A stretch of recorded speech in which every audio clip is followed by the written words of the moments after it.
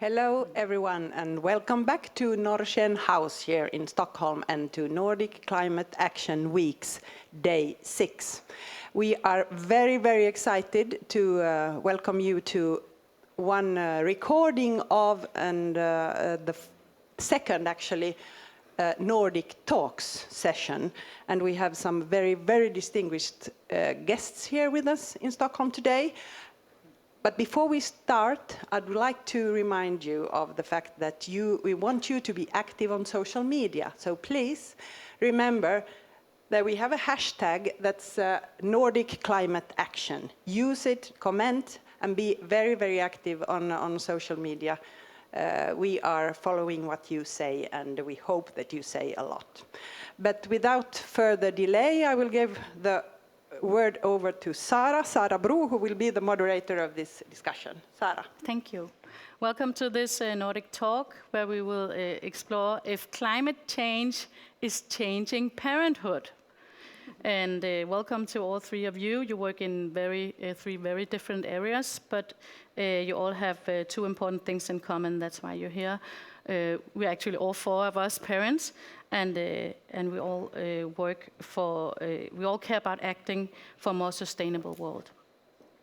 Terry, welcome to you from Oslo. You are the father of 3 kids, and you're a professional snowboarder and entrepreneur and passionate about clean living. When did you become a climate activist? Well, I've never been a climate activist. That's just a label that people put on me. Like, people call me a snowboarder too, but I have a lot of labels, I guess. So I'm a parent too. And I just think I'm from a small place in Norway where it's very clean, and the woods of Telemark. And when I started traveling the world when I was 15, I just saw all the smog in the big cities in South America and San Francisco. I saw all the people, all the cars. I tasted water in the States that tasted like swimming pool water. And I met some great people that took me into health food stores when I was really young. And I think through food and stuff, I've been kind of important. Like, that's where caught my interest for like clean living, and very logical that what I want to put in my body, even though I drink alcohol sometimes. But so it's like a big circle, and I think when you travel too, you see it more, how really bad it is. Okay, do you remember like a specific situation where you were like, okay, I have to do something myself? Well, not like I have to do something myself, but I think I just being personally aware of it. Like, remember being in top of the mountains in Chile and looking down to Santiago. Santiago is, you can say it's almost like a third world city at that time, at least early 90s, and it was just black smog climbing up the mountains, almost all the way up to 3,000-4,000, And same thing with San Francisco and all like the big places. And like a lot of people go, how far back have you been like thinking about it? And a story is like, I found an old autograph card, and the question was if it hurt my credit card when I went shopping. And my answer was it hurt the environment. And I think I was 17 or 18 at that time, so I think it made me impact, and also the people I was with, because some guys chase to, do more partying, and other guys were more like, we call them in Norway, friskus. In America, they're called granola bars. But they try to eat good and be really active, and you live more with nature. Okay. And then I think everything that is around that will just fall into place, I think. So how do you do something about it today? How do you like work for clean living? Well, I fly around the world and get a lot of waves. Yeah. No. Very clean. Yeah. So you can arrest me in many things. I do a lot of like not sustainable things at all, but I can influence my sponsors, and I have, and we do. I'm really proud of what my sponsors do. And I do all the stuff for the home things. I had an electric car in '99. I try to recycle everything I can, but it's tough because the system is not really easy for recycling. In Oslo, we're just starting like recycling really properly or better in just 5 years ago. Okay. And then in Telemark, where my parents live, they started way earlier. Okay. So and then you go to another country where they don't care. You know, you have all these like things like, well, it doesn't matter if we do it and they don't. So it's, I don't know, it's a tough call these days, I have to say. Good that you're honest about your flying around the world all the time, but don't too shy about admitting it. Did you consider to take the train around with you? Well, I should have taken the train here, but I actually flew here too. It's like 5 hours, but I thought about it a little too late. I should have done that. I could have done it. But I think, you know, it's more important just like the flying around. I think, you know, we can be role models or activists or whatever, but it really comes down to the politician and maybe the people. The consumer power has a lot, and the consumer power and who you vote for, I think, has a lot to say with it. Thanks. Anna, welcome to you. You're head of sustainability at H&M Group. You're also the mother of 2 kids. Is there a specific moment where you remember that you became a climate activist? Well, I mean, this goes way back when I was around 10 or 12, I think. So I also come from a small place, not in Norway, but in Sweden, called Östersund, so it's in the middle of Sweden. Really beautiful, like big lake, and you got the mountains and the forest and all of that. And that was kind of the world that I knew for a really long time. And then when I was around, I think 12, I became really aware of how other places in the world looked like, and that was quite far from the world that I used to grow up in. And I remember especially going out hiking. We were up in the mountains, and I saw this really beautiful crystal lake and realized that this is not what most lakes look like. So I went home, and then I wrote a letter to the Prime Minister and to the Environmental Minister, and just, I mean, basically asking that all rivers or all lakes should look like that. Of course, I was not so aware about the political system at that time, so I thought that was going to be enough. Of course not. But did you get a response? Did they write you back? Yeah? I did actually, from both of them, and also a lot of environmental brochures about what they were doing about it. So, Okay. but I think that was somewhere where I felt both that I got the interest for environment specifically, but also that I knew that I wanted to work with that in the future. And then much later on, when I was finished studying, I was thinking, where can I work to make the most impact? And I mean, as you say, Terje, I think the political area is one, super important. That's where we set the rules and the game plan, so to say. But then I also did an internship at the UN where we worked a lot with companies who were involved in development work. And I realized that companies are actually the ones that also, to some extent, holds more power than what some countries or politicians do. So that's why I decided to work for a company with sustainability to really create, be part of creating impact. If you should name or say one specific thing that you feel is like your biggest achievement in your work so far, could you say like one thing?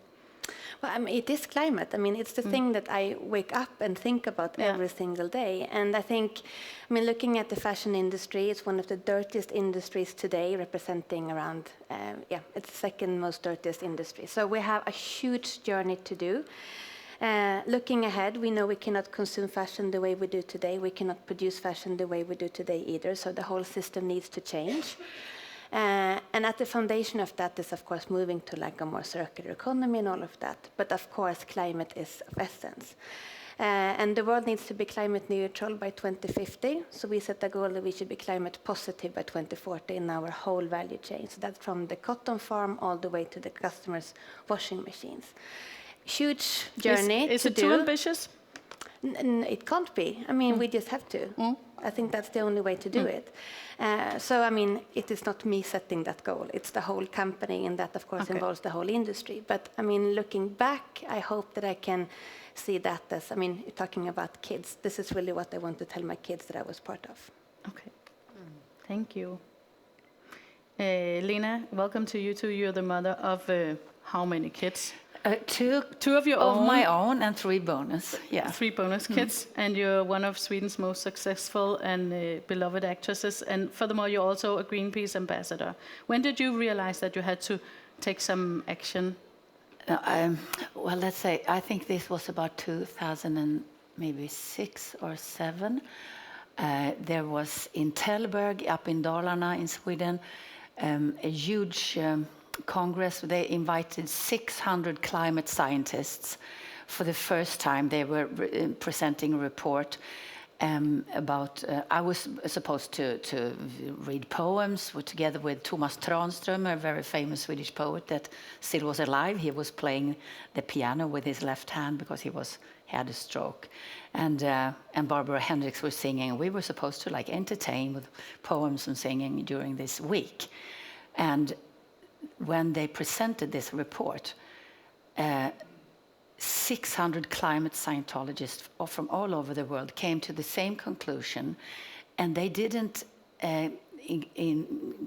think about the poles. So they took that out of the whole report, because if the North Pole and South Pole was in these figures, it would crash. It would crash because it was already then going so fast on the poles. And what they were saying, it was like, I had heard Al Gore talking before that, and but it was then it hit me so hard what was going to happen. And I mean, it's the same thing every year now. People see the report with the parts per million, and we cannot go over, was it 250 then, or now we're way ahead, and it's we're already in the catastrophe. So, and then a few years later, the Greenpeace asked if I wanted to be a Greenpeace ambassador, and I just have to ask you, what did you feel when you were at that in 2006? And what did you do after that? Did you get shocked, or did you do anything? I really got shocked and enlightened, about how to listen to these scientists. It was like, okay, it's just what Greta Thunberg is talking about today. Don't give a shit about me. Listen to the scientists. Take some action of what they are saying, because that's and you can feel so depressed sometimes. And I understand young people that, like we were talking before here, that they are kind of they get really kind of panic and catatonic, in the what can you do? It's everything is going down. So, and then I must say I'm so impressed and proud of all these millions of young people that are demonstrating and around the world that this little Greta started. It's fantastic. It's going to be a new generation where you can't look back from this point. And then I was supposed to be on a Greenpeace ship some years ago. If you remember the Arctic 30, the Russians took the Greenpeace ship with all the people on board, put in jail in Russia. I was supposed to board that ship after 4 days. So I kind of got, okay, it's not going to happen. I'm very glad I wasn't on the ship to do a small documentary about from Björnøya, a place south of Svalbard. Am I right? Yeah. And then I was talking to this campaigner on Greenpeace. What shall we do? Now it's like the Arctic Council. That is the foreign ministers for all Arctic 8 countries. They had a meeting in Kiruna that year. This is 7 years ago now. And you want to go up there and interview them and maybe just to learn. So I went to Kiruna, and they gathered all these indigenous people for 2 days ahead of the Arctic Council meeting. And to hear their stories from Sames in Russia and Sweden, and the Inuits on Greenland, and indigenous people in Canada, and the Indians, how they were already suffering from the change in climate and nature in their countries up north. It was so terrible to hear. So I came back and said, now I really have to do something. So I talked to this film producer, and we said, we got to do something. How do we get out widest? And maybe we should do a movie or a TV series. So now, 6 years later, it's coming in February now. So we produce one. It's about the Arctic Council, and it's about in the north, in Greenland. It's a place there, and about climate, politics, and what is happening now when the ice is melting and the more and more people want to look for oil and gas and all this. It's quite terrible what is happening up in the north right now, how people want to explore. So nice from of you. People from all over the world, companies from all over. But thank you, all of you, for being here today. It's so nice of you. We have to talk a little bit about how the climate change is changing parenthood, if you think that. I will just start to ask you,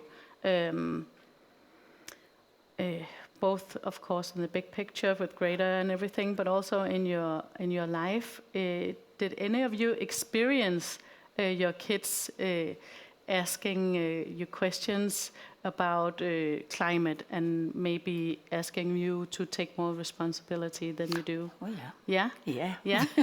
My daughter works in Greenpeace, so Okay. she picks on me every time I fly. I feel so bad, and and she's right, But I also guess that you can't change that. I mean, I have a very hard time to see.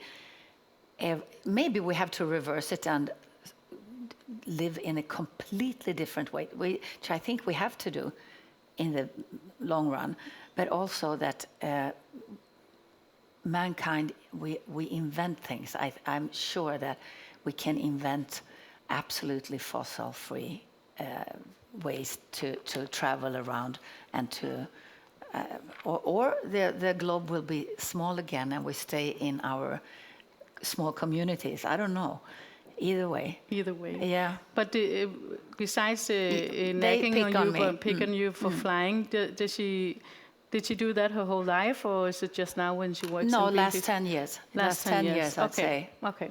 What about Both you, of Anna? them. How old are your kids? Yeah, well, they're a bit smaller. They're 5 and 9. But I think, they are part of a generation that grows up knowing nothing but this. This is what is their new normal to them. I am old enough to have seen that change. But for them, climate change, terrorism, all of those are concepts that is part of the world that is the one that they really know. And I think I do think it's fantastic to see that they grew up already now being more clever and more aware than what we are. I told you that story before, but when my oldest one, Arvid, when he was, I think 4, he was in the car with my dad and with my husband. And then he asked my husband, so, well, Dad, why do you want to destroy the planet? And he said, well, I don't want to destroy the planet. Who wants to do that? And then he said, well, why don't you buy an electric car? So already at the age of 4, he was so aware of what needed to be done. He knew about carbon emissions. He knew about electric vehicles. Now we have an electric car, so we did as he said. But I think it says something about the level of knowledge that our kids will have and what will impact all the choices they will do based on that, which I think is great. From a parent perspective, I think that the most important thing, and I'm thinking about what you said, Lina, because I think on the one hand, you can become so paralyzed looking at what's happening in the future and how you, as a kid, is going to take that on. I have a friend who has, her husband is a teacher for, what do you call, mellanstadier, kids 12, 13, 14. And they have, crisis groups for kids who are so depressed around the climate. And I think that also creates a lot of, you become passive and you feel that there's nothing you can do. So I think the same time as you need to create the awareness of what the world actually looks like, you also need to find ways of creating hope, because I think that is also what will spur the innovations and the new solutions that we need to have, because all of this needs to be mobilized into action. Also, Terry, you told me also your kids, they didn't demand any more sustainable lifestyle from you because you already like picking on them. But you said also your son, you tried to show him a TV show. Yeah, just watching Our Planet that is going on Netflix. It's kind of based on the 10 last years. And that's really depressing for him. It's depressing for us. First you see all these beautiful nature shots, and then you get the message in every episode. And speaking about like the system and how many, like you said too, like having the depressions, there's just so much information, and we're just another group here talking about it. One guy said on the show, like, why do we spend billions of just talking about it and not coming up with solutions. So I would rather talk about like what solutions and push the people who can actually make the solutions. Yeah, of course. Rather than just speaking about the problems, because the problems has been there since the 80s, really. Yeah. They've been speaking about it for a long time. But I think it is like a new situation. My kids are like 9 and 11, and my son at 11, he this last 2 years, he comes home from school and says stuff like, okay, Mom, can we not drink cow milk anymore? Can you just buy like different kind of milk types so we can drink something else? And then the next week it would be like, oh, can we try to live vegetarian for 1 week so I can try it and see what it's about? And can we only eat meat for once a week and stuff like that? It's like something that is in their school day, and they talk about it, all the kids. And I think that's a pretty new thing. And of course, I'm thinking I'm happy that he thinks that way. Yeah, but like I think it's. But I'm really, also concerned. What is it? I think every little thing helps, and even like as a snowboarder in the small industry, my impact is 0%. You know, in a way. But then, for example, I talked to this woman that lived down in Indonesia, and they were going around to school teaching kids about recycling and whatever, and they wanted to tell their parents, but all the kids like, we can't tell our parents what to do. That's not in our religion or in our culture. We're not allowed to do that.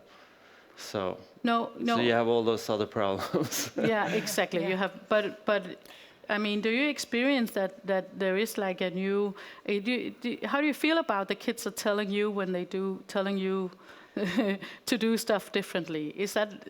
I mean, my kids are grown up now, so of course I learn stuff from them all the time, every day, because I think they're smart. But I mean, it's of course, I think it's very important not to get depressed or paralyzed and not do anything, because you can do a lot of things, small things, and every little thing you do, every person you talk to, and say, do we really need this and this? I mean, I think that is good, because together I think we can come. People just don't sit down and let themselves die just like that. We are going to. But I mean. But can you understand that young people it's going to be like, oh, I'm not going to hear about this again. I can understand. This is too much. I'm getting too depressed. It's ruining my life. I absolutely understand, because look at all the grown-ups. Look at all these other generations. They don't give a shit. They haven't been for doing that for how long? 100 years. So we have to understand this is a economical, political, severe question to put to governments, who we vote for. We can do this and this much, but the big picture to really change, that we have to demand from companies and governments, I think. You have a question? Yeah. Question, Jonas? Yeah, sure. This is on, right? Yeah. Hi, my name is Jonas. I'm from Denmark. Through some of my work, I travel around Denmark, schools, public places, and talk about the SDGs and the climate change. It's easier always to capture the attention of the youth, and of course also the parents quite often.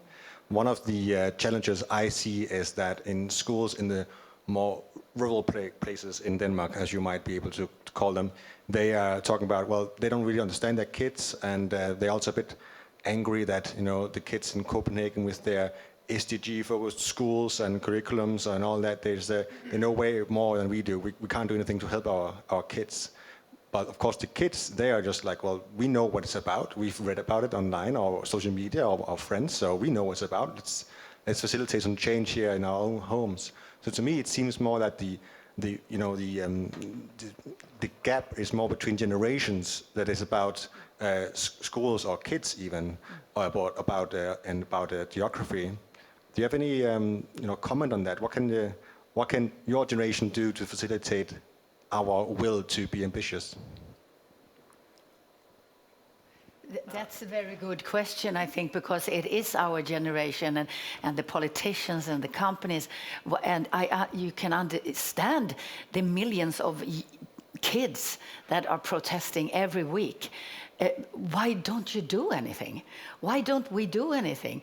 I Yeah, try what to is talk the and answer do to as that much as question? I can, but Yeah. I mean, it's only so much I'm an actress, so I mean, I try to do what I can, but I mean, it's we should be really angry with our governments and our companies and that is doing it. In fact, Greenpeace sued the state of Norway a couple of years ago. Remember that? Did you hear about that? We That sued. sounds good, though. It's the beste far och bestemor, the older very old generation, and Greenpeace together sued the Norwegian state for, like, was it Article 112 or 12? I don't remember now, because it's in the constitution that the government should take care of nature and keep it nice and clean for coming future generations. And because of the oil company and the Statoil, they don't do that. So it's kind of that article, they sued. Of course, we knew we weren't going to win, but still, it's I think it's up again. You know, because I think that, and it's also this American guy that sued the American state for climate pollution. And I mean, maybe more and more these a little more anarchistic ways of doing things to alert the situation is good, I think. But I mean, I think coming back to your question there as well, I mean, I think you're perfectly right that the generational shift in attitudes can be seen in climate, but also in many other more political areas as well. And I think there's a disconnect between those generations, maybe also a sense of guilt that you as an older generation were part of creating this, which the young generation now have to clean up. But I can also see a different sense of empowerment among the young generations, which are now taking to the streets, for example. And I think, I mean, in a few years, they will get to vote. They will get to be part of shaping their future in a much bigger way than what they can today. And I think they will reach a critical mass of influence from a new generation that will, I think, bring out a whole new agenda. So I think it comes with a power that we have just seen the beginning of right now. Yeah. That is what Greta Thunberg, exactly what she's saying. Yeah, oh, thank you so much. You are our hope, the next generation, and the next generation, and the next generation. And it can go on like that, and nothing changes meanwhile, because then comes the next generation, and they will get jobs in the big companies that are still polluting the planet. So it's like a wheel, you know, it would never stop, because these big companies... The system doesn't work. The system doesn't work. The system doesn't work. That's what I feel too, because these big companies are, in many times, as you said, more powerful than states. So they're not going to step back. Oh God, we are polluting the air, the planet. Let's stop making profit. No, but I think they will. I mean, You I think so? yes, definitely. I mean, coming from a big company, Yeah, knowing that's that we are part of the problem. I mean, I can really see a change when it comes to. We were talking about that before, the consumer power. I mean, we know that regardless of the customers, if we're going to exist as an industry or as a company, not in the next 3 years, but the next 30 years, we have to address this. Otherwise, we will not have a planet to be on. So it is really in our interest for survival to address an issue like climate. But on top of that, we can also see a fantastic interest that has increased over time, of course, but during the past couple of years, to a fantastic level, especially from the younger customers. And I think that really pushes companies into a direction. So even if you don't have that insight, you ultimately will, because you are forced to. I mean, I think there is a new type of consumerism that is coming, and either you surf on that wave or you are just falling underneath it. Yeah. Okay. Yeah, towards the consumer wave, it's the consumer votes with their wallet. So as soon as the bigger companies start feeling it in the wallet, then that's when change will be brought about. Anyhow, what you were talking about with Greenpeace, I was speaking to my two boys actually earlier today, and we have a project together with the UNHCR. It's like a little skateboard park thing, but we were talking about refugees, and I was explaining to them what refugees were. And the funny thing was, they weren't even really care. They didn't think about the refugees. They didn't think about the bad thing about war. But what they asked me was like, "But Dad, like dropping bombs, like that's not good for the environment." You know? Yeah. So anyhow, maybe that's one way to get some action, that you'd start suing governments for destruction of the planet with bombs and guns, whatever. Very good idea. Very good idea. But Yeah. also, I think sorry, Terry. A climate army. Yeah, good one. Terry, you were saying. No, but the thing is, like, we all have like this double act, you know. Like, I can be pro clean living at the same time I use my airplanes. You're saying like we should, you know, penalty people who do nature crimes and nature frauds. And for example, when the Olympics are the biggest nature crimes, and I think FIFA is probably bigger, but like IOC is right there. And but everybody watch the Olympics, or they go there, or they support it, you know. So like, for example, the prince in Norway, one day he's in Africa doing humans' rights things, and the next day he's in Geneva having dinner with the IOC members and supporting the IOC that is just trashing taxpayers' money and nature all over the world. So there's all these two faces all along, you know. So it's like, I have to agree with him when, like, you have to have those gnarly penalties. You have to be, because I live in a neighborhood where we share trash cans with 6-7 houses, and you can see that a lot of people don't do the recycling because we have green bags and blue bags and the paper bags. And so it takes time to recycle, and you do it, and then the neighbor don't do it. Yeah. And what's the motivation for that, you know? Like, there's no penalties for not doing it.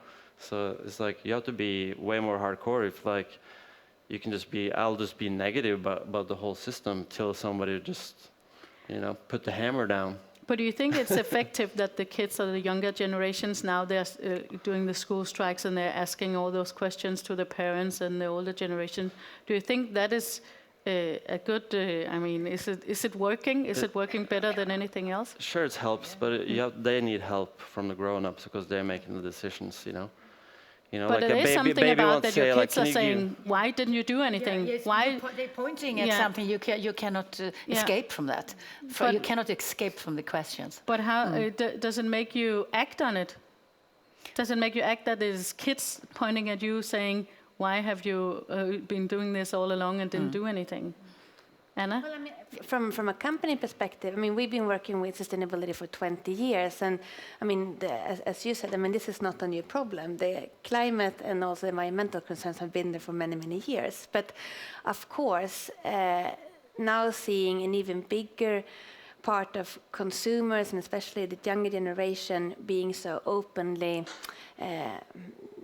active about it, I think it definitely helps. And I think it really shows that, I mean, they are the future. This is what they want. And of course, to be relevant, then, I mean, we simply have to go in that direction. We have a question here, Amanda. I would like to, I was thinking about what Jonas said before, and something that you said another day about democracy and how to include youth in a democratic process. And I was just wondering, like, what you think, what we can do. We've been talking about maybe a youth council that is under the parliament, that is allowed to, like, add proposals to the government, something like that. Or what do you think that we can do to include the youth perspective on these questions? That's a super good suggestion, I think, because when you go in the college or the gymnasium, you know, you're like 16 to 19. You have these 2 years, or maybe even in the 9th grade, you're 15, and clever and smart and not listening to that group, and they cannot still vote, but they have a lot of good ideas. Your brain's sharp. So that's That's a totally good idea. Yeah, that's a totally good idea. But I'm also thinking, how can we make the kids' parents listen? That is what I'm thinking all along. It's like, how can we, you know, it's kind of like asking, how will the kids make me listen? But it's totally difficult to put it on yourself. If you see the parents as a big generation, how can the kids make the parents listen to them and take action? But isn't it like this? You become a parent, and you're a grown-up, you're an adult, and you think you have found, this is me. You know, and then you have kids.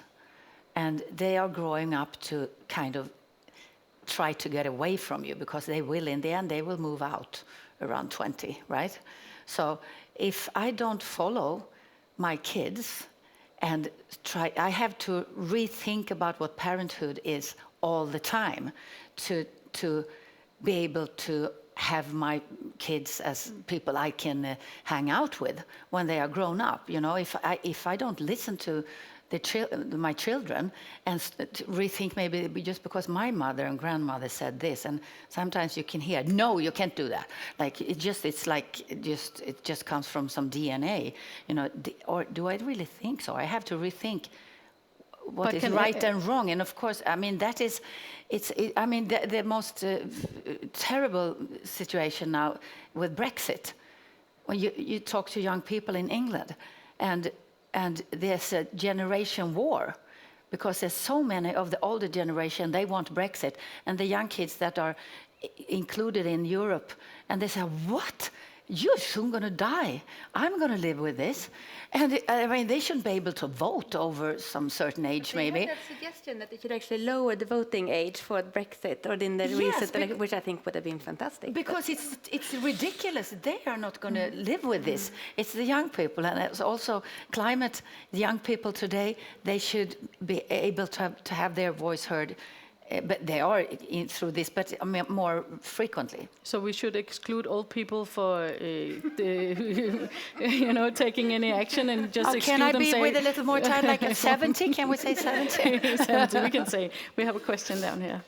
So hi, yeah, I think my question relates to the part about like that youth, they want truth foremost, and also like they want people to be honest when it comes to the climate question, and then we want to see systems change. And then we're talking about this consumer's perspective, and we're saying like, yeah, consumers are driving change in the industry. But for example, the H&M group, they're part of a fashion industry, which you have said is dirty, of course. You're not like denying that. But then again, you're saying that they're driving these sustainability changes. And I mean, I was reading, for example, the sustainability report that H&M group released last year. And for example, I think there's such misinformation for consumers, and we're saying customers should drive the change, but they're so misinformed. Because, for example, you're saying, yeah, we use recycled or sustainably sourced materials in like 56 or 57% in the garments we have. But then only 1.4% of that is recycled material. And I posted this on social media, and it's like, really informed youth that wrote to me and were like, we had no clue about this and so forth. So I think I don't know how you see about that we're saying, yes, customers and the youth should drive the change, but they're so misinformed in so many ways. Is H&M group ready for that transparency? Yeah, absolutely. I mean, we have nothing to hide in that sense. I think there's two things to it. I mean, one is the system change that needs to happen. And I mean, that is something that companies and governments need to do together. And I think moving into a circular economy, a whole new type of systems, means connecting dots that have today only worked in isolation. So it's really a whole new infrastructure and system needs to be set, not within one country, but across the globe.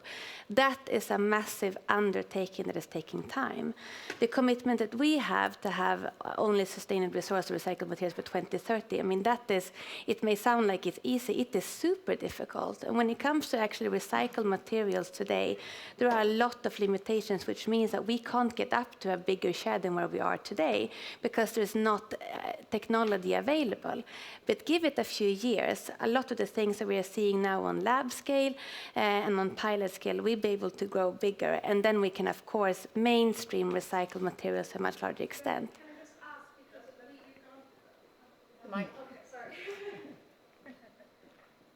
I think like within environmentalism, what you're supposed to do, like recycle is like the last option. What you should do is reduce and you should reuse. But then the concept is we have to change industry at its fundamentalism, that we can't have this process where we're told to buy and buy more. Because even then, within the H&M group, for example, at Arket, you're telling people, come in with recycled materials and we'll give you 10% a discount on your next purchase. But that's just telling us to buy even more. So that's the thing. I want companies to actually take full responsibility within this process of systems change. Well, I mean, I totally hear what you're saying. And I mean, if you read the full report, you know that recycling is not the only thing that we see as an answer. I mean, we, of course, want to work all the way from design to production materials, how the customer uses, and, of course, making sure that every clothes is used as long as possible before going into recycling. I mean, the solutions are not fully there yet, but we're exploring a lot of different things. We have tried out rental, we're doing re-commerce, looking into take-care options. I mean, we are really trying to go towards a circular system. You don't do that overnight. Are you ready to produce less and maybe absolutely. not advertise And that as I much? said, I mean, we are also fully aware of the planet's boundaries. It's not that we live in a different world than where you guys are. And I mean, if we want to exist in 2030, we need to change this. And that's the kind of journey we want to embark on. But that is not something that you do overnight. And I think that's also why we want to use our size and scale to try to paint up this kind of system we want to have. But I mean, I know that you think that we are super big. We're 2% of the industry. So in order to change something, the other 98 needs to be there as well. So I mean, yeah, I can talk about this for a few more hours, but I will not. But I mean, I totally hear what you're saying, but I think that we are doing a lot, but more needs to be done. But we don't have that much time left, so I would like to ask you, all of you, but I'll start with you, Anna. If you would give some advice for young activists to be heard, what do you think you should do if you're a young person and you want to be heard and want to do something, be a climate activist? Where should you start? Write the Prime Minister, or should I write a letter to H&M Group to take more action? Yeah, but I do actually think, I mean, there is a system change that is needed, and it comes a lot from both the political and the business level. But you should not underestimate the consumer power and the collective mobilization of many small actions. So, I mean, I think that whenever there is something that you want to address and you want to make yourself heard, I mean, take that action, write an email, go on Facebook, do whatever, because I can say from being in a big company, that makes a difference. I mean, we know where we need to go regardless of that, but actually having that extra pressure and interest from consumers, it really helps in the decisions that we are making. So no action is too small. Okay, and what is the best way, Facebook or email? Email seems so harmless. I'm not feeling that if I send an email to anyone, no one would read it. Go into the stores, or I mean, and that is not just buying products is not so harmless. That works. Okay. Would that work? You know, to say that we're not going to buy before you do this? Yeah, but of course, then we go into a bigger discussion, because if we completely stop all types of consumption, then we will not have any jobs, for example, and we will have a completely different system. Yeah, no, but so I think there's a question regarding like buying, because I don't think, I mean, we just need to reinvent the way we think around consumption and production and do that completely different. But of course, we know that we cannot keep the system that we have today. Terry, what is your best advice for young people that want to be heard? It's so hard, you know. It's so much info to process. There's so many angles of like what's sustainability, you know. Like we're just thinking. When I saw a program with the really experts, that was interview in the 1980s, predicting 30 years ahead, and all the new interviews in that program, they were just like, yeah, don't worry about climate change. It's not going to wipe out the people. It's all the chemicals that we're exposed to in the food, in our clothing, what we're sitting on. That's going to wipe out the humans before the climate change. That's what they were saying in that program. You know, so it's in like the 80s. You know, like obviously the system doesn't work for how many people we are on the world. You know, and you know you have to be a little more drastic. You know, so I don't know. Don't get more kids. You know. Best advice? I don't know. No. Ouch. Okay.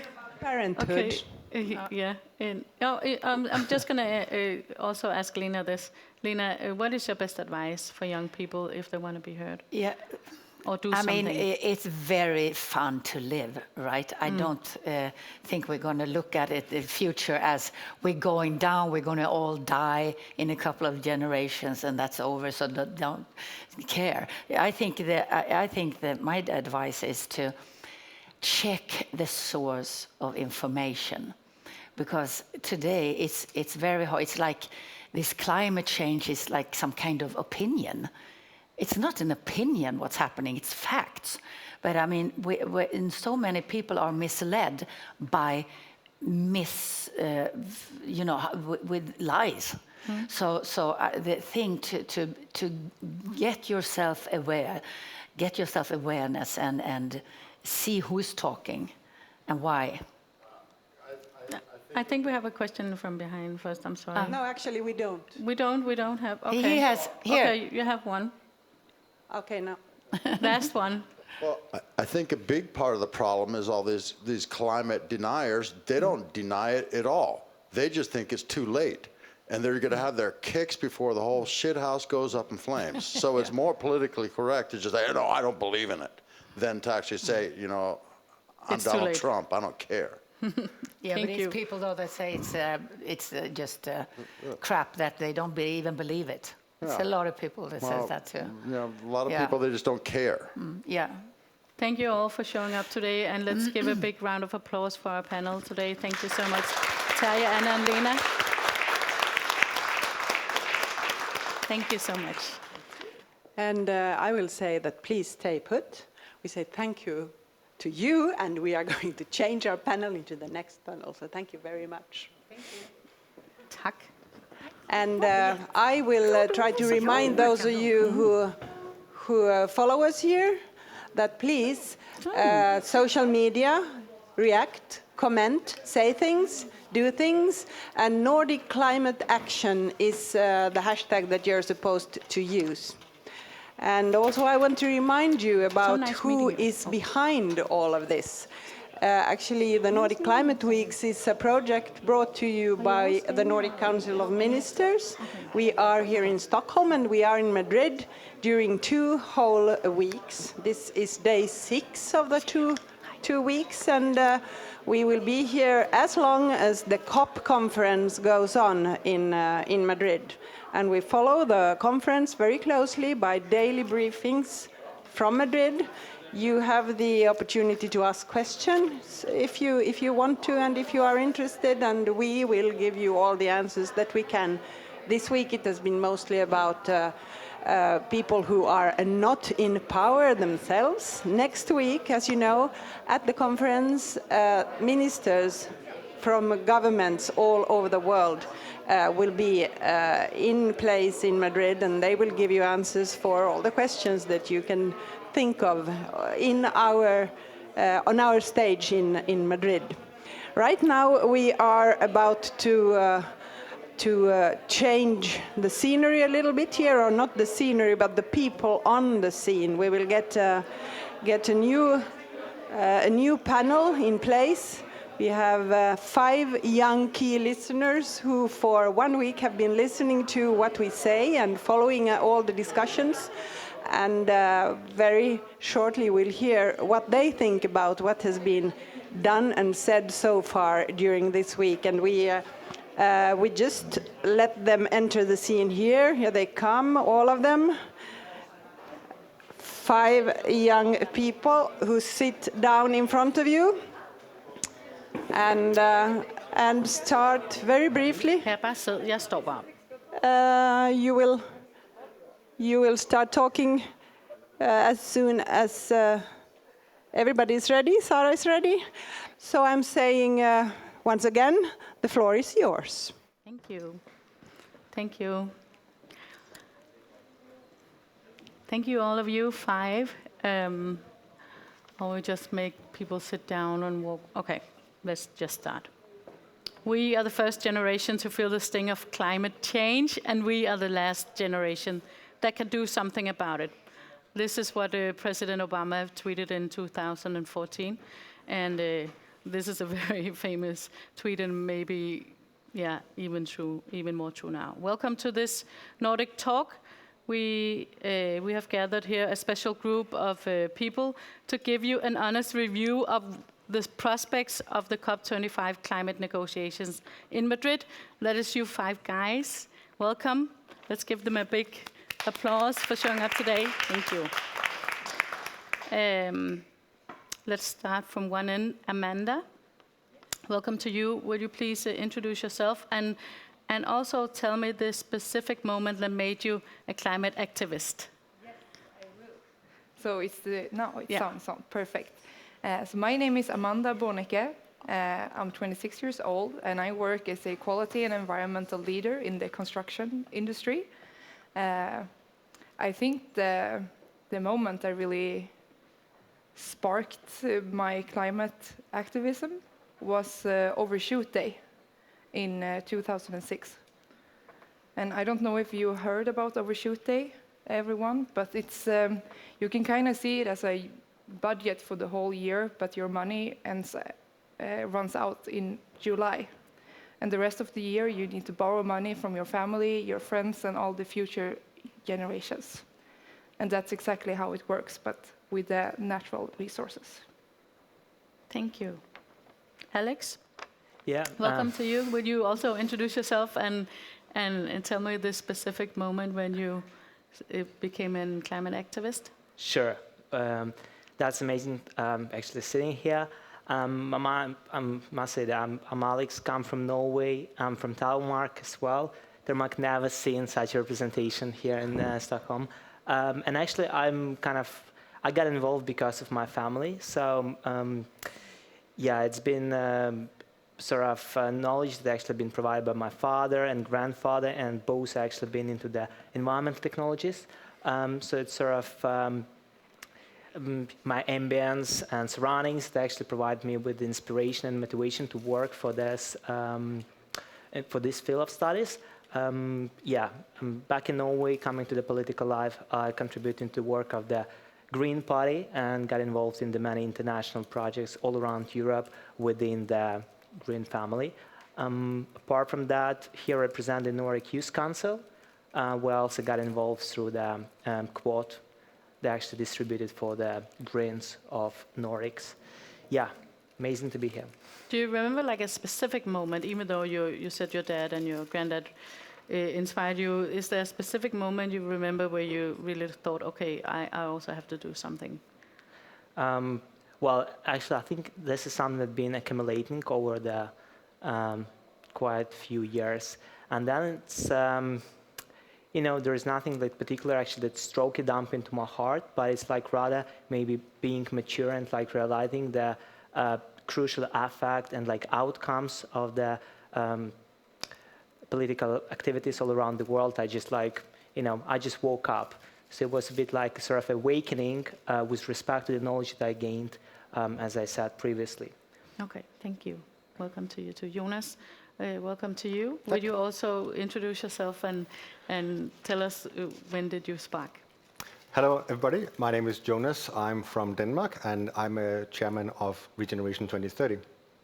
The moment that sparked it for me was back when I was 14, so that's 14 years ago, when my grandfather told me about the climate crisis. I was there visiting with my little brother. Shout out to him if he's watching.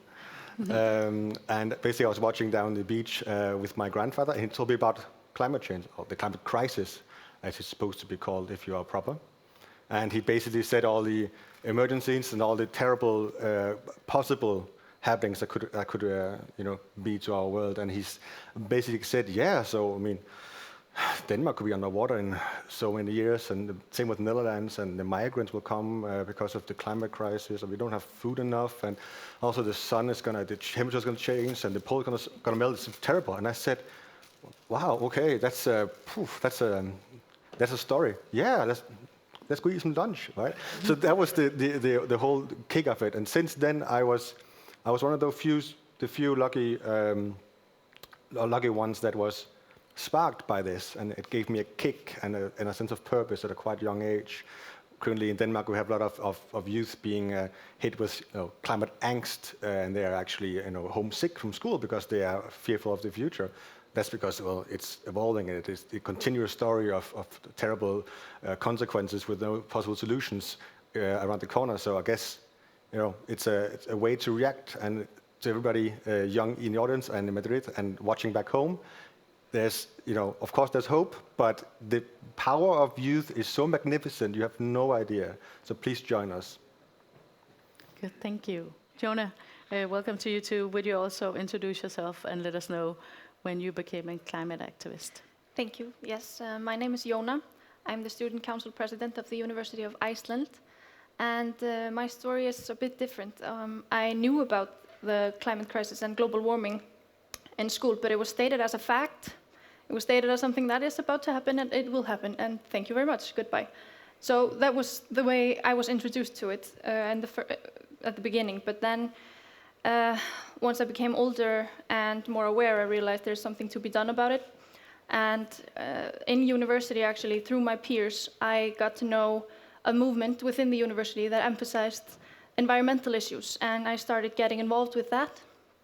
And that's maybe the moment where I started to do something actively, becoming this activism that it is today. And in February, the Student Council actually started in cooperation with other organizations to organize the climate strikes in Iceland. And that's what I've been doing so far this year.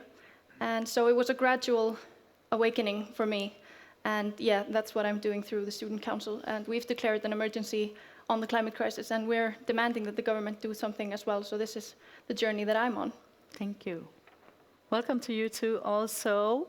Karolina, Thank you. Would you also introduce yourself and let us know when you became a climate activist? Yes.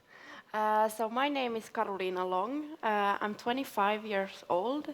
I'm a law student, born and raised in Helsinki. I've had a hard time identifying myself as a climate activist. I'm born and raised in Finland, of course, and in Finland I think we have a very close relation to the nature, but that's something we take for granted. But I was going to this high school with a specialization in ecology, and I think that really changed my view on these questions. But I'm here today actually together with the Nordic Advisory Board on youth involvement in the UN biodiversity negotiations. So I was actually quite shocked about the link between climate change and loss of biological diversity. And I think that really changed everything for me. Do you remember like a specific moment where you realized that? Yeah, actually, I have a moment like that. I was in Copenhagen, and I had this like news feed on my cell phone, and there was this New York Times news report on like 1 million species going extinct, and I think that was really like an alarm bell in this matter. Okay, thank you all. Thank you. I would also, I've asked you to, because you've been like following the COP25 in Madrid and from here and everywhere, but not in Madrid. And we asked you to like make an honest review of it, what you've observed so far. And I'm really looking forward to that. But I also would like to ask you if you have like a thing that is like the thing that you've done so far that you, I don't know, for yourself or for someone else, where you really like put a foot down and said this is what I'm gonna do, or this is like something that is really important to me. Can anyone think of that? Yeah, Amanda. Yeah, I think when I became a vegetarian when I was 12, like my family did not approve, and that was very emotional, and like you already have so much emotions in that age, but I was so set that I was going to become a vegetarian. PETA had been in my school and had like a seminar about pigs, and I was like, I'm never eating animals again. And it took some time for them to just adjust with my new food. And back then there were like no veggie options in like the food store, which is beans and like tomato sauce. That was all that I ate back then. But I think one moment that I was really proud of happened just a couple of years ago. And that was when my father cooked a vegan meal for me without me even like saying anything. He just did it. Oh, that's nice. Do any of you other also have like a thing that you did but you really like? Yeah? I really relate Yana? to that actually, and it just was a recent event in my family. where we had been talking about having less meat, let's have less meat. And then they were like, well, if you just want less meat, then you cook yourselves. And I'm like, oh, well, okay. But with the student council presidency comes a hefty work day, so I just don't have much time for cooking. But I eventually said, well, you don't have to worry about me for dinner anymore then. So that's it. But then it was like, oh, so we're there. And they changed, and now there are vegan meals in the home. So that's obviously putting your foot down in your closest environment. But I also, like, when organizing the first global climate strike that I participated in, where we had like this walk and everything, it was not just coming together, there were activities within the strike. That was also a really big moment for me. And it really, taking part in that inspired myself, if I could say that. It encouraged me to do more, because I realized, okay, I can do this and bring all these people together, and then I'm gonna do more, and there's hope. So I think activism also can be like a tool for people who are concerned to deal with it. So it can be a release and a sense of hope when you do something like that for yourself. That's so nice. Thank you. Jonas? Yeah, I would like to say something about a continuous journey, because for me there's been so many small events where I was happy I was able to do something, or it has brought change.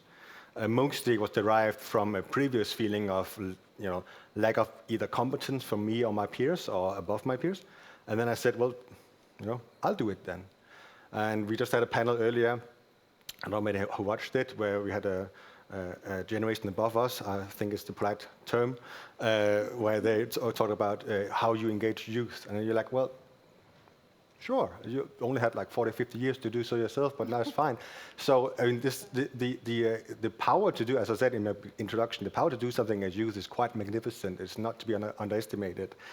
Now we are talking a lot about Greta Thunberg, and that's of course very, very nice, but it comes at a curious time where suddenly a 15-year-old from Sweden, almost gets like some kind of demigod status in the world of politics. Everybody wants to get a photo of her if you are a politician, which I guess is nice, but I mean, is she a token, or is it actually brought real change? And it comes from, you can see in the Brundtland report from 1987, that wasn't enough for politicians of that generation.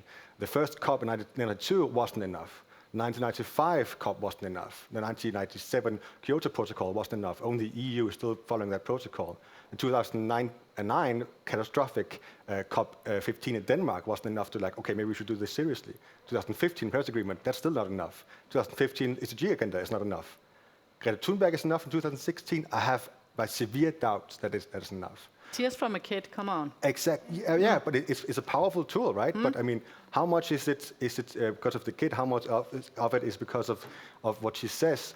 And if it's because of youth, which I think it is, that's good for us, because we are willing to do that, what they don't want to do. And it wasn't enough for the last 40 years, but I mean, you're welcome to hand us the keys to the parliament and your corporations, and we'll do it for you. But I asked you if you had like a personal thing that you did. Yes, but I mean, that's exactly the thing. It's more of a belonging to a demographic that continues to do change. I mean, that's a... Alex, do you have also a thing you not did? really like reinforcement on this part, but just like bringing a bit of kind of my personal story, just like shedding the light into what happened with me in terms of this the environmental crisis and the issues that we're actually striving with. I belong to the environment that is really into vehicles, and coming back to Norway, when you got to cross the huge distances, then the only kind of reasonable choice would have been if you go for benzene car or diesel car, and that would be a common sense. But back in the days when there's mind-blowing technologies of electrical cars and other electrical vehicles actually pop up, everybody was so skeptical. They were just banning the line and just telling that's quite good in terms of toys, but in the real implementation it won't really work out because it's just meaningless.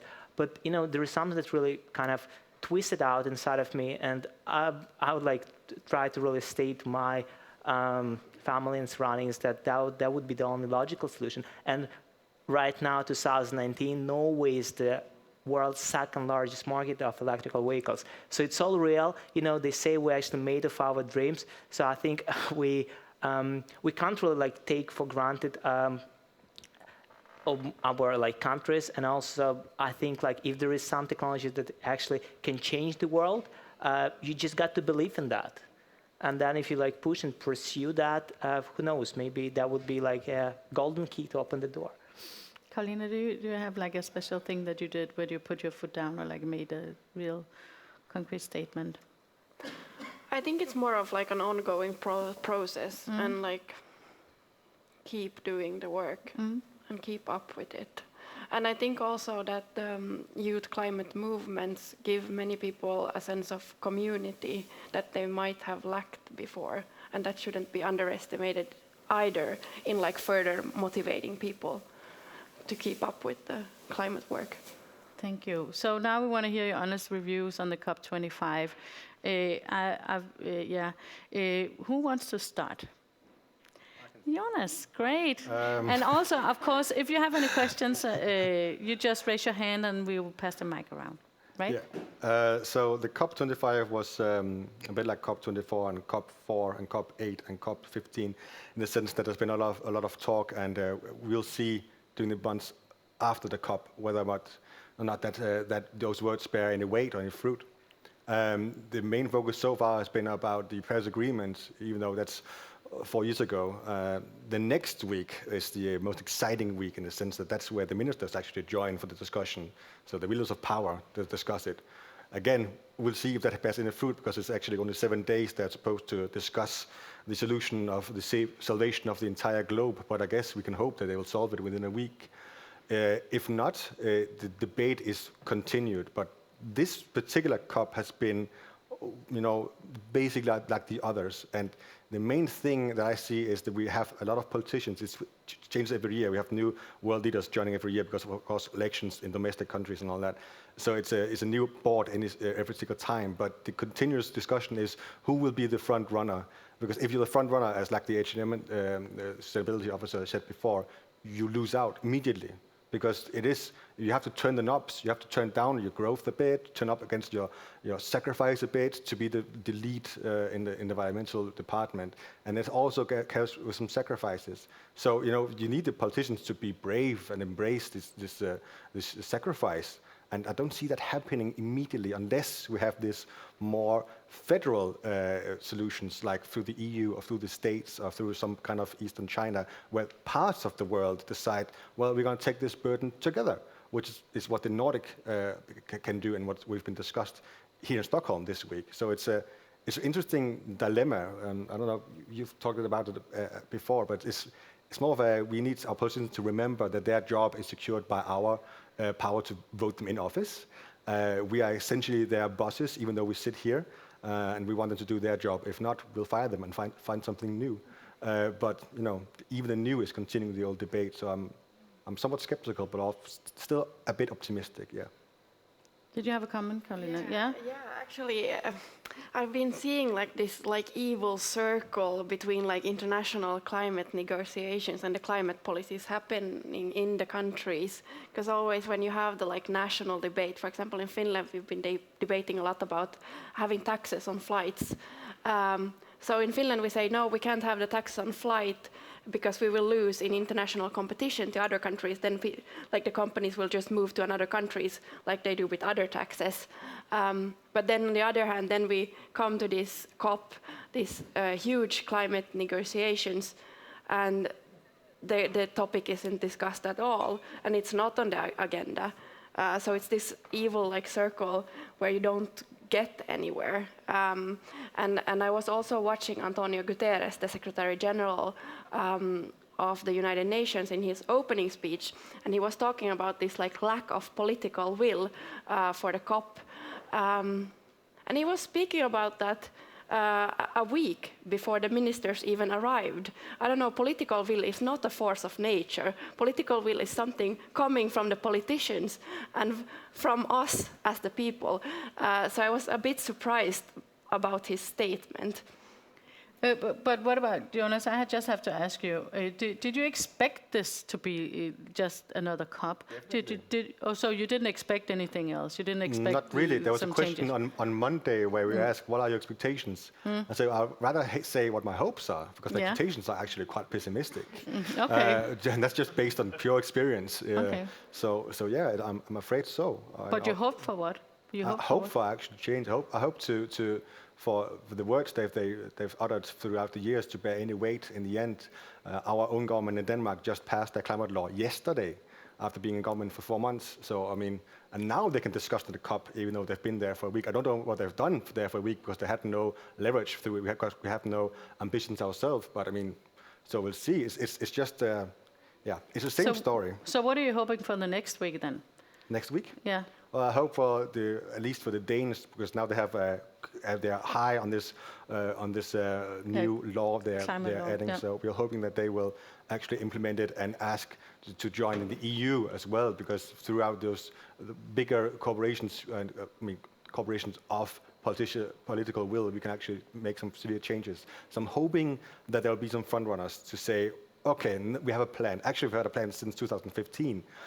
So maybe we should act upon it, and we should negotiate who will lose out. We've already have quotas of refugees for the UN, where everybody lose a bit when they take in refugees, if that's how you view it, which most countries do. But you share the burden. So we could do that as well, because if you can make quotas that you are legally bound to follow, we should be able to do that as well. So I think that's where the medal is to be won, is to be a front runner and say we will be the first one to take it. We'll be the first movers, and I'm hopeful that will happen. But Is there one specific decision that you're hoping for? That's difficult because the UN has no power of the legislation, so the decisions are always just agreements and promises. Okay. So I'm actually hoping that our decisions we made for European member states will go back to the Commission and the Parliament to say, Ursula von der Leyen, you're just taking your job the 1st of December. This is what we decide as EU member states at the COP. Please implement them. That's what you want. That's what we want. And then we can be the front movers and we can push the agenda in the entire world. That's my hope, at least. Jona, you were, yeah. Yeah. So my perspective, and I share this perspective that this is, in a sense, the same COP as had been held before. But that's especially when listening to politicians. When I've been listening to scientists and following the events where they're actually scientists, I feel like it's different, because we heard from one person yesterday who was the co-author of the Declaration of an Emergency that 11,000 scientists signed on to just this November. So, and getting 11,000 scientists to agree on something is an achievement by itself. So that's big, and we're talking about that, so that's different. Also, Martin Frick, the Senior Director of Policy, I believe he is, he actually said we have failed because this is the 25th COP and emissions are still rising. So I feel like the people who are not directly politicians are speaking in a different way, and I think that's because of the public pressure that's been brought on because of the climate strikes. So I'm like optimistic in that way, because the people who are simply there to do the job and simply there as scientists and aren't stakeholders, I feel like they realize what's going on. But I share the view on other debates that I've been watching from Jonas. And around the flight taxation and emissions, I mean, Article 6 is one of the big questions in this COP, which is around a cooperative carbon market. So that's a question that they're still trying to resolve, that they need to resolve by next year if they want to implement the Paris Agreement. So I feel, yeah, I'm kind of, I agree with both, but yet have kind of a different view, I think, from my perspective. Okay, thank you. Amanda, I think you had your hand up before, yeah. Yes, I have. No, and I had some comments on the previous speakers, but let's talk about my COP review. Yeah, what I thought about the meeting so far. And I think my views are pretty different from all the others. But I've been following, since I'm from a business perspective, I've been following more the companies, and trying to translate what Article 6 would mean for my industry. And it's basically called an NDC. It's like a climate action plans. They had that discussion yesterday. And so then a lot of companies got invited to hold presentations at COP. And it was a really very nice contribution that companies and young people, like we as key listeners, are invited to participate in all this big meeting. So that was really nice. But the NDC for my industry, it's going to be like a real action plan. Like now, this COP, I think, for me, has been very different than from the others.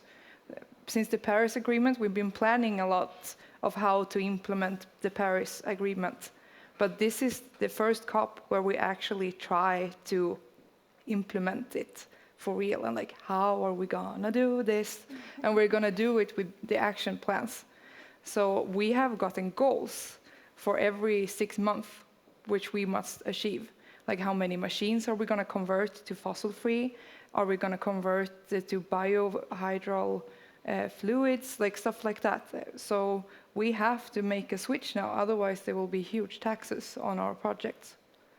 You're optimistic, I'm sensing. What? You're optimistic about the things that you've seen or heard and listened to? I think it's going different? No, I mean, this is time? what's happening right now in my industry. Like I work after those climate plans every day. So I feel like there is definitely a will from companies and businesses. Like we are way ahead sometimes, the political will. And often in my job, there is a gap in dialogue between the government and like the companies. The companies want to do so much, but they are regulated in a way that they can't do it. But then I also, I had a comment for you, Alex, because I realized that you grew up like in a family where you have like a lot of climate engagement in your family. And I thought that was really nice, because I was a bit jealous when you talked about that, because I haven't gotten that much support like from home, especially not from my grandpa and my grandma. I think they stopped talking to me when I was like 14, because I became an environmentalist then. Is that true? Yes. Are they still not talking to you? No. Wow, Amanda, I'm so sorry to hear that. Yeah, but then it like that kind of ignited a spark in me as well. Like I'm gonna prove you guys that I can work with this, and this is a real job, and don't like never let anyone else try to push you down, and just follow your dreams. That's nice said. You guys also do you have comments on what Amanda just said, or? Yeah, Karolina? She was talking a lot about implementation, and implementation is also a theme that I've tried to bring up during this week. Because it's, of course, one thing to have an agreement, but another thing to fulfill it. And I think that's the big problem, that the Paris Agreement, for example, haven't been fulfilled by any country, as far as I know. So that's the huge issue we are dealing with. And another thing is that implementation sometimes gets confused with individual action.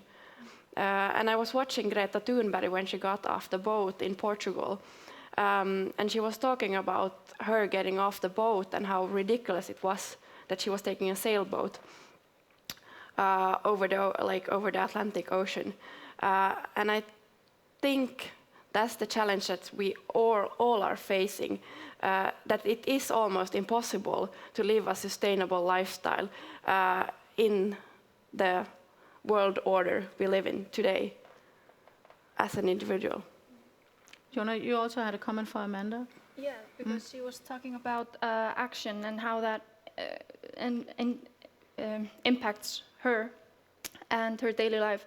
And the event that spoke to me the most and gave me the most hope was on global climate action, because there they had pathways for each section: industry, human settlement, transport, and they have, but divided by, there's a timeline and there's actions for different stakeholders and how they do it, and now it's up to them. It's kind of, we are trying to provide you with the solutions. You don't even have to think that much about it. So here it is on a platter. So of course you have to do it with some thought. You can't do it mindlessly, but there is action, and I that spoke to me and gave me hope. And that was also from people who are simply doing their jobs. And you know, it's not the politicians; it's the politicians' jobs then, and the corporations to actually do something in accordance with these pathways that we now have. So they are presented. They're here, published 27th of November at the UN home site. Everybody can see it. So, yeah, that gave me hope. You think it's different from the other COPs? I mean, I haven't seen something like this, because my hope was that we could prioritize action in the broadest sense, that we should make global climate issues the leading issues in all policymaking. And there we have some form of that. This is some kind of form of, yes, the prioritizing and the re-envisioning how we make our policies in individual policy-making categories. It's not just, oh, climate change and then everything else. It has to be the leading issue through and through. And this is an example. This is a start. This is something in that regard. Alex, I think it's your turn. Yeah, right. I'm completely with you on the observations. I think that just it's so right, and it actually goes into the, understanding the role of the COP, because honestly, just like finding activity plan and implement that, and also like to prepare the world society to COP in Glasgow happening next year and just like facilitate for that. But I want just to bring you back to the COP, and I think like what is really fascinating for me, it was actually facts behind it. It was been happening behind the stage, specifically just bringing up the reports that actually been revealed on the COP. And I just have to underline that when it comes to those kind of COPs, it's a huge arena for trading carbon emissions, because absolutely. It's just explicitly that somebody is getting money on that, somebody is just selling them and buying them. So it's also a bit of, kind of commercial background in that.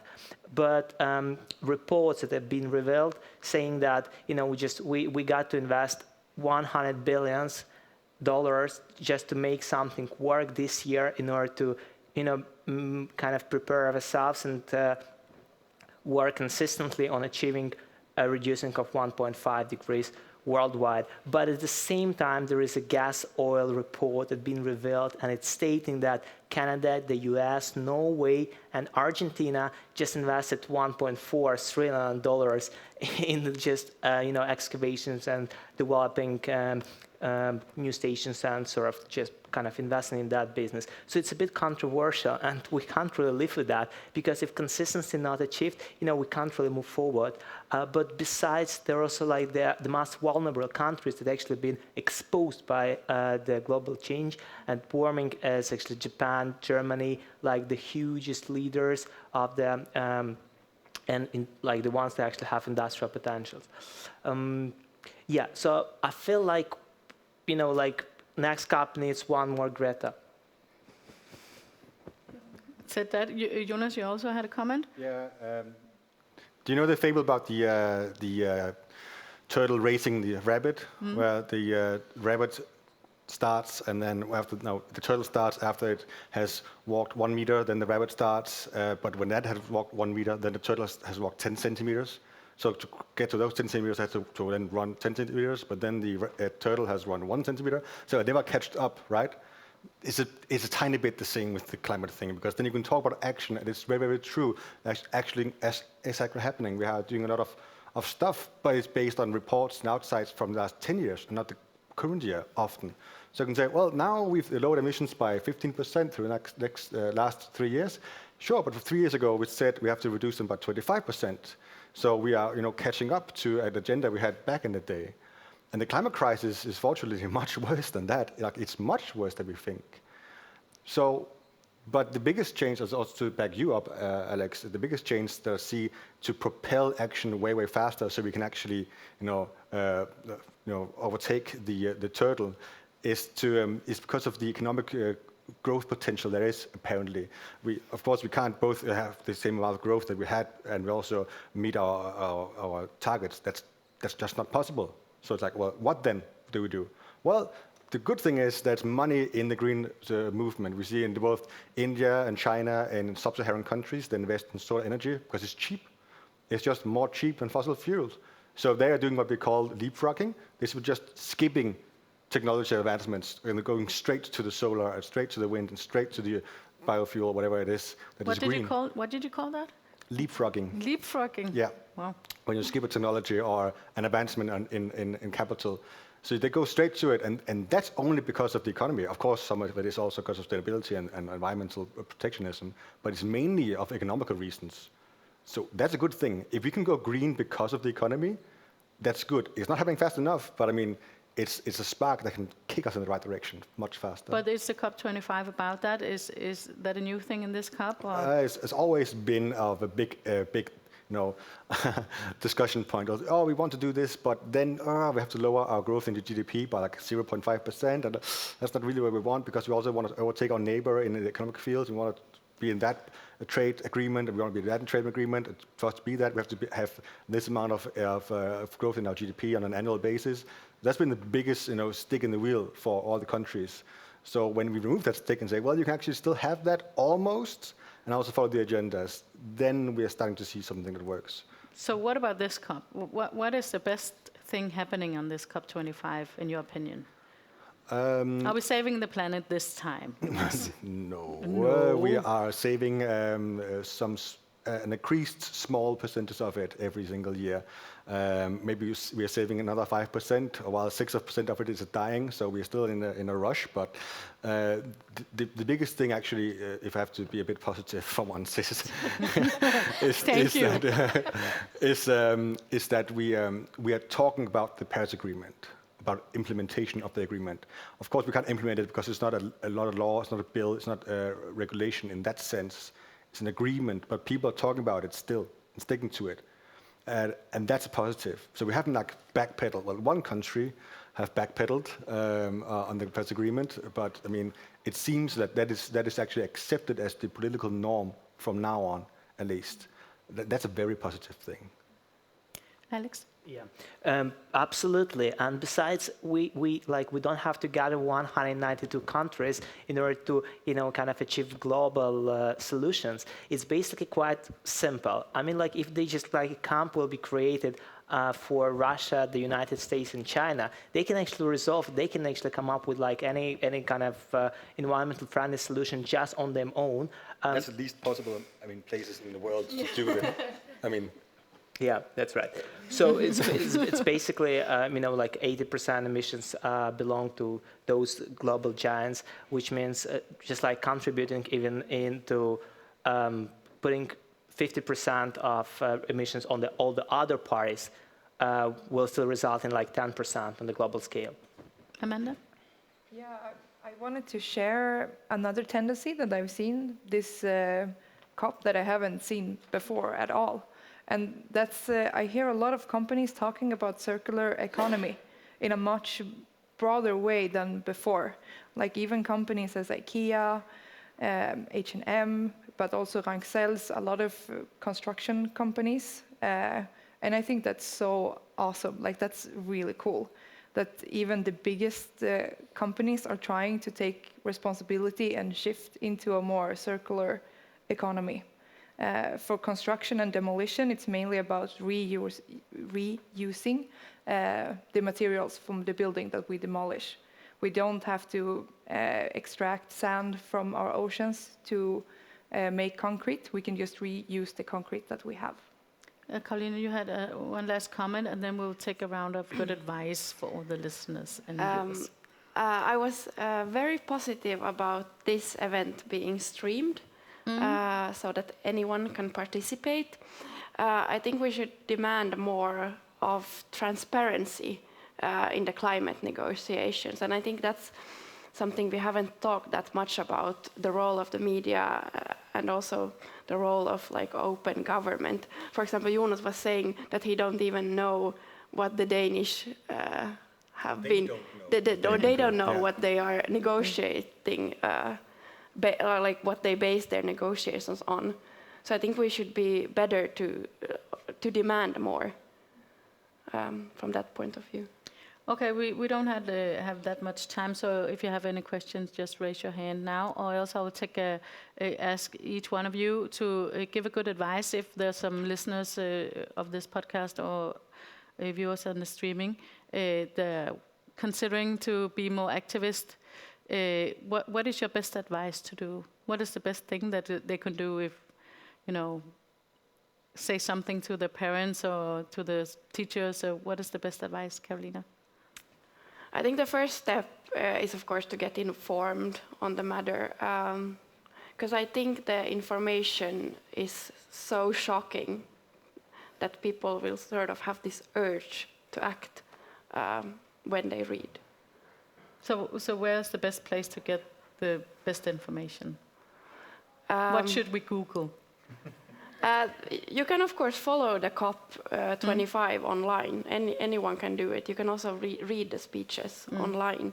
But also, I think the IPCC reports are a good place to start. Thank you. Jona? Yeah, I think every little thing can matter. And in my country, as well as the event earlier, they talked about climate stress. And I think it's important for everyone not to put too much of a burden on themselves, especially the young ones, because this is only so much in your hand. But you can do something. And I feel like, as I stated earlier, that activism can both be beneficial because you are a part of a crowd, and I think there are power in numbers. So I joined the movement because that was my way of finding something to do about this. But the small steps and the little things matter too, like saying I'm going to be vegan at home, or stop using cars, or taking the bus instead, and stuff like that. So the little things matter, but don't push yourself too hard, because then it becomes such a burden that it will absolutely paralyze you. So yeah, little things, but also movements around you, because especially in Iceland, there are movements here and there where you can find strength in numbers and be a part of this journey. Thank you. Jonas? That's a very good comment, and I want to, build on top of that. It is the small steps. We all know these people who every single election say, well, I don't vote because it makes no difference. Well, join the other 80,000 people who say that, and if you do that together and vote, you could actually make a change that you say it don't exist. Of course, it might not seem as much going vegan back home when you have 1 billion Chinese pumping CO2 out in there like it's nothing. But it's a cultural thing. The climate crisis, one thing is a cultural thing. If we can not just see in this panel, we can hear about personal stories about how you changed people's behavior back home, or your friends or your family. Well, then it kickstarts. Because then it touches. You all have to, what did you say? If you share a Facebook post 10 times, you hit like 1 million people. I don't know if that number is even true, but it's quite obvious that the more people you activate, the bigger the movement get in a very rapid speed. So my biggest advice is to say, don't underestimate the small things. And if you want to do big things, good, power to you. But there's no shame in just turning off the tap when you brush your teeth. Already there, you think about it, and you can say to others, "Hey, maybe you should also, stop the tap when you brush your teeth." And then that person reads, "Why would I do that?" And then read all these terrible things and say, "Okay, maybe I want to do more than just close the tap. Maybe I want to run for office." Right? It's just it explodes. So make it a talkative thing. Make it just something that you do because it's what you do. That's what we're good at in Scandinavia, at least in the Nordic region. Sorry, that we are good at interchanging the culture quite fast if it's something we agree on collectively, because we're a collective group of people. And I think that can be empowered in the rest of the world as well. Yeah. Thank you. Alex? Yeah, right. So for everyone, I would say just keep your eye open on next week happening in Madrid. Also, the next 14 months is just crucial, because there will be like sort of what kind of a real outcome of the Madrid's discussions and how it's implemented in the real life. And for the youth, I would say that keep being young. There is a high probability when you become older then nobody actually listens to you after that. But the history shows an example that in order to achieve something and excel and stand up, you have to be different. So dare to be different. Thank you. Amanda? Yes, I think that we need a shift actually in what activism means. For me, being a climate activist is a very negative thing. Like I would never brand myself as an activist. And I think that's because for me, the activist, it's like the environmental person that is the woodpecker, as I have a lot of bird references, okay? The woodpecker, it's like someone who's always complaining and shaming, like, don't do this, you're doing it wrong, do this instead. And that is the kind of communication that locks a behavior. So I usually say that we should be like roosters. Like, every morning we're going to talk about climate change and we're going to have so much fun. And you're good at this and this and this. And that's the kind of communication that will engage sustainable behavior. So, yes, more roosters. Okay, thank you all five. Thank you for all your work. You're so nice.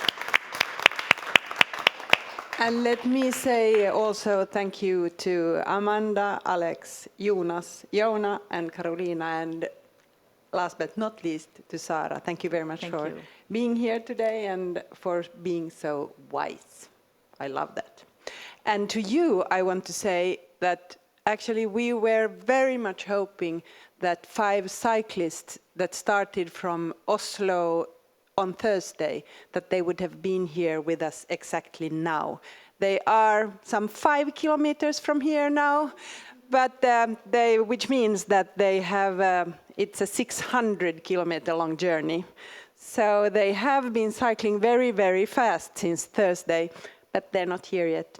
So if you would have been lucky, you would have met them, but you who are here, if you stay 10 more minutes, you will. So good night and see you tomorrow.